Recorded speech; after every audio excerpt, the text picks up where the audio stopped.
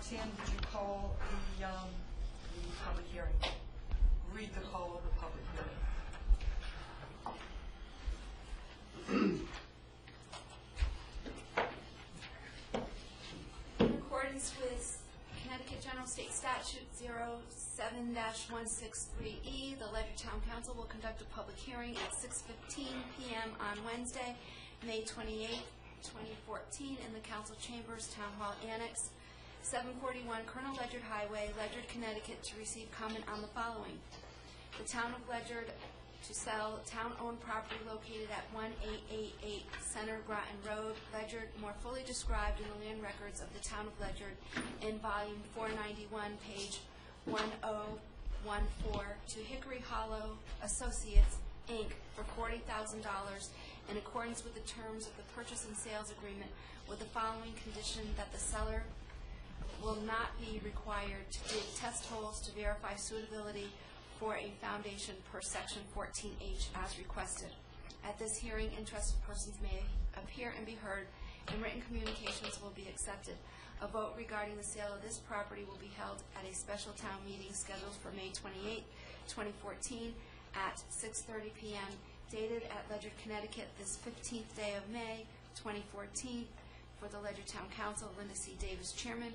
Was published in the New London Day on May 16, 2014, and May 19, 2014. Thank you. Mark, are you doing that presentation? Okay. 1888 Center Groton Road is down, heading south. It's on the left-hand side in case you want to go. It's had the for sale sign in front of it from some realty company, Berkshire Hathaway, I guess it was. The realtor was Norm Crane. We took this property in November of 2011 for back taxes. At the time, they owed taxes for 2008, 2009, and so they weren't paying. We foreclosed, took the property. In December of 2012, the mayor and I were discussing it. We decided to place the parcel of land for sale. So we contracted with a local realtor to advertise the property for us. We had nobody of real interest. A couple people looked at it and never made an offer or anything of that nature. So Hickory Hollow made an offer in April of this year, and to the tune of $40,000. It's a pretty fair market value. There's a lot of legend stuff on the parcel, so it is limited in what you can put there. And so we stand here. They also owe the water assessment, the water line assessment coming up. So when all said and done, paying the water assessments $4,300. If you pay the back taxes, you're looking at another $4,000, and by the time you pay the commission and lawyers and stuff for the town, will probably profit about $25,000. So that's the history of the property, and I'd be glad to answer any questions you may have. Any public comments, questions?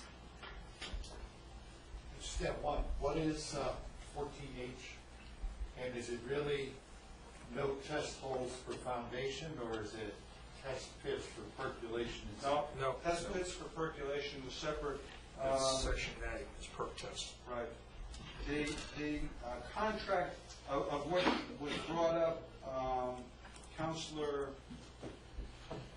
brought it up, and I spoke with the principal of Hickory House, and he agreed that was an error, that the buyer will be responsible for 14H,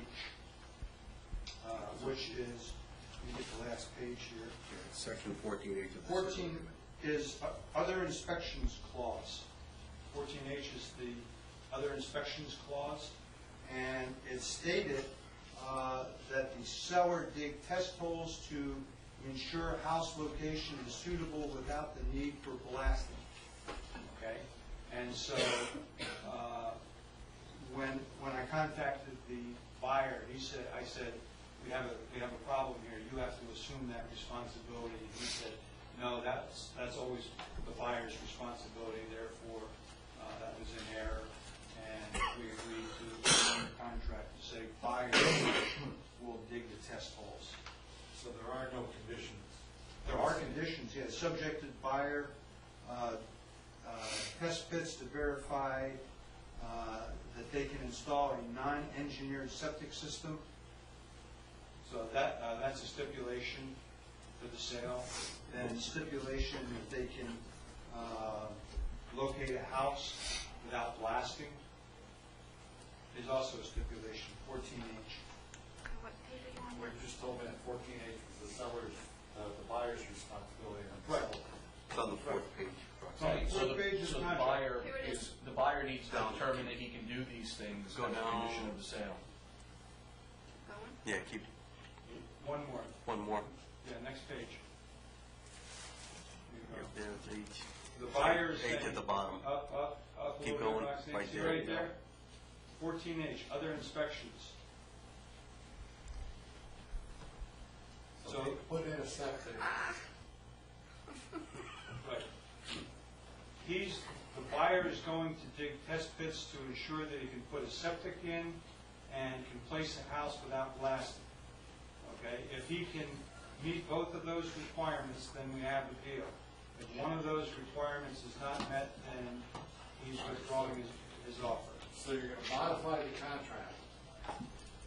The contract's been modified, where it says seller, right here. See this word seller? It's been modified to say buyer.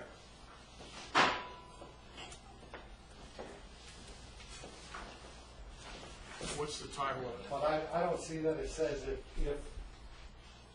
it's not suitable for blasting, then he's not going to buy it. You have to read the next section. Section 15 is remedy clause for inspections of 14A through H. He has two remedies, A or B.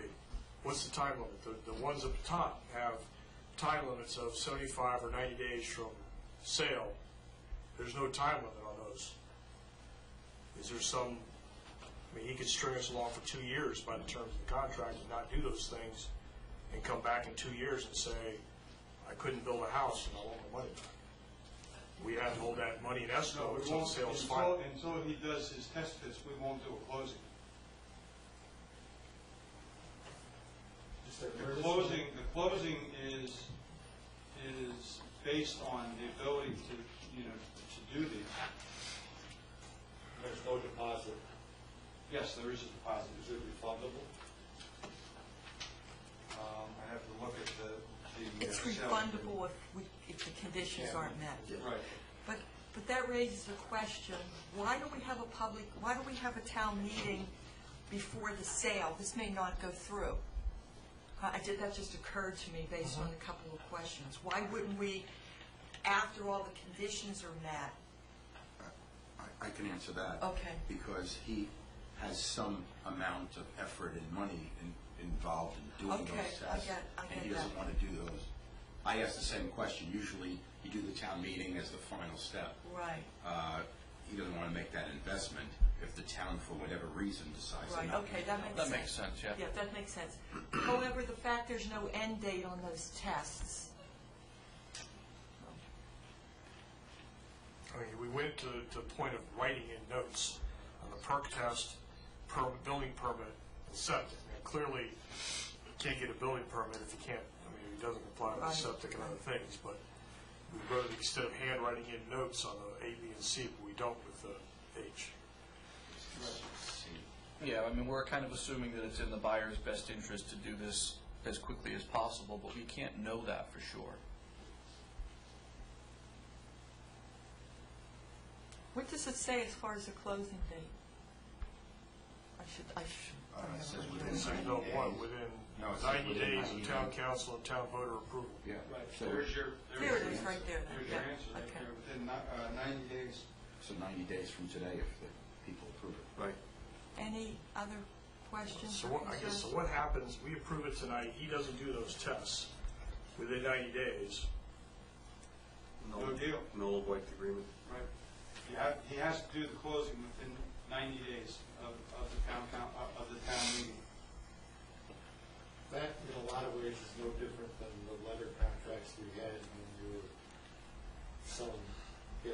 pool and parts of the property. Even though we've gone to that point, doesn't have any understood conditions. But see, that's not what it says. The agreement says closing will deliver a closing within 90 days. The inspection says if the buyer does not perform the inspections, they're null and no longer a contingency in this agreement, so it doesn't void the sale. If he chooses not to do the blasting or check for septic or pull a permit, within 90 days, we're required to, by the terms here, required to close. Within 90 days, he pays the money. Now, it's in his interest to do that. Right, he can still close. But it doesn't void the sale in 90 days. Right. Do we wish to void the sale? Well, You can make that similar to a person who buys a house and says they're gonna get an inspection, and the buyer chooses not to do the inspection, they're still obligated. But the buyer pays up front. He puts the whole nut down. We're only taking a deposit. What happens in 90 days, he doesn't comply with this, and we come back to him to ask for the balance. The sale is final in 90 days, whether he's done the inspections or not. But we're only taking a deposit up front. So we're basically giving him 90 days to do these tests. I mean, Yeah, I don't understand the question. any buyer could not show up at a closing. I mean, and you would keep their deposit if there was bad faith there. Why is this any different? I mean, you assume the person, shouldn't say assume, the person signs a contract and says in there that they want to close within 90 days and have certain things to do. If they choose not to do that, they can certainly do that. Right, they still have to close within 90 days. If they write in stipulations and then don't do the stipulations, that's not our responsibility. It's their responsibility. Any further questions or comments? Entertain a motion to adjourn. So moved. Second. Meeting to order.